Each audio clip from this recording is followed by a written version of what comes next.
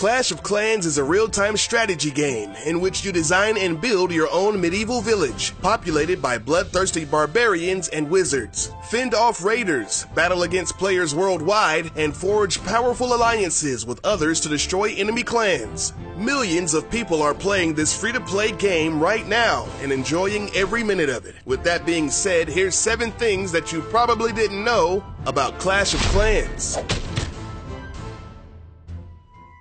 The creator of the game is Supercell. The company was founded in Finland in 2010. They are responsible for the hit games Boom Beach, Heyday, and Clash Royale. Supercell is valued at over $5.5 billion.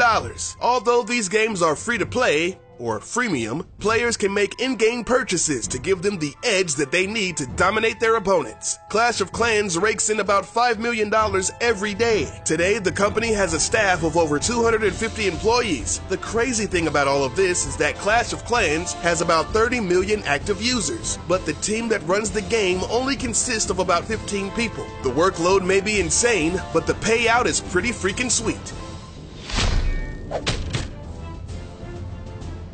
Surprisingly, the game earns most of its revenue from the top 10% of players. Elite players know that the only way to stay on top is to shell out some big bucks. Players are incentivized to pay for wall upgrades, gold, elixir, and expensive archer towers, because if they leave their bases unattended in real time, other players can come along and attack them while they're away, losing trophies and resources. A Clash of Clans player named Panda spent over $7,000 in a single month, and at one time, top Clash of Clans player Jorge Yao spent $250 a week on gems.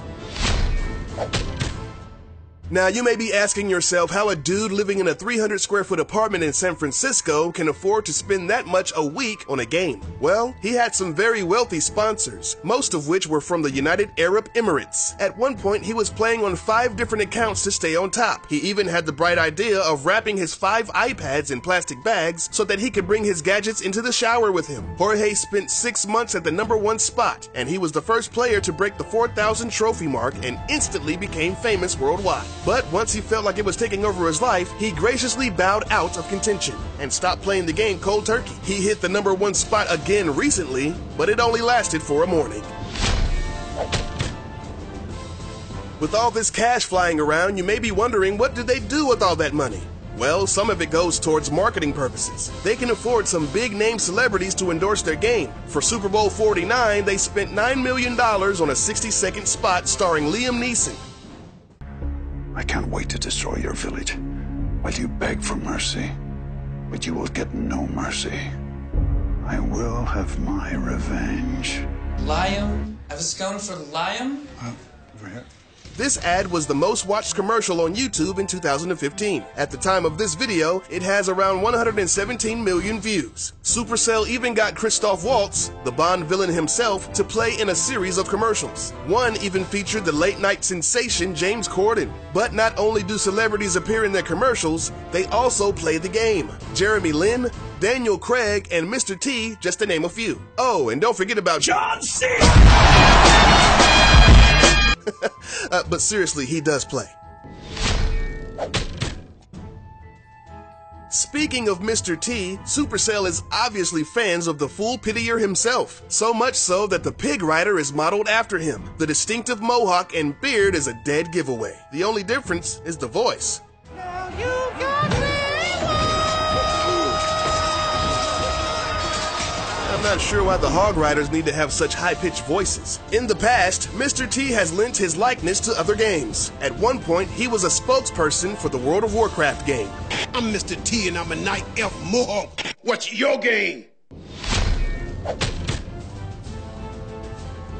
Another highly beloved character of the game is the P.I.K.A. This seemingly unstoppable force has the strongest armor of any elixir-based troops and the highest damage of any normal unit in the game. The letters P-E-K-K-A don't officially stand for anything in particular. Supercell held a Facebook contest in August of 2012 to see who could come up with the best written-out name for P.I.K.A. as judged by the number of likes. The name, Perfect Enraged Knight Killer of Assassins, was the winner. But what is a P.I.K.A.?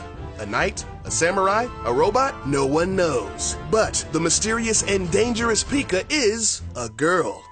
On one of the loading screens, there's a tip that reads, "The armor on Pika is so heavy that spring traps do not work on her." Now, some may say that calling a Pika a her is the same as christening a ship as a she, but honestly, at the end of the day, it doesn't matter what gender Pika is. It's still badass.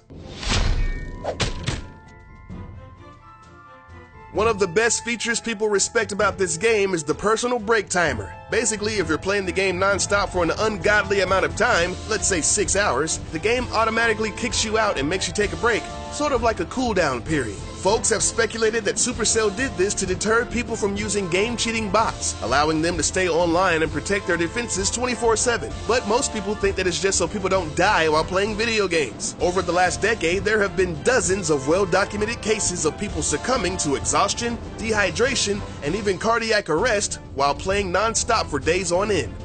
Dude, your castle's getting ready. Oh my god! Thanks for watching. We hope you enjoyed this video. If you did, then please leave a thumbs up.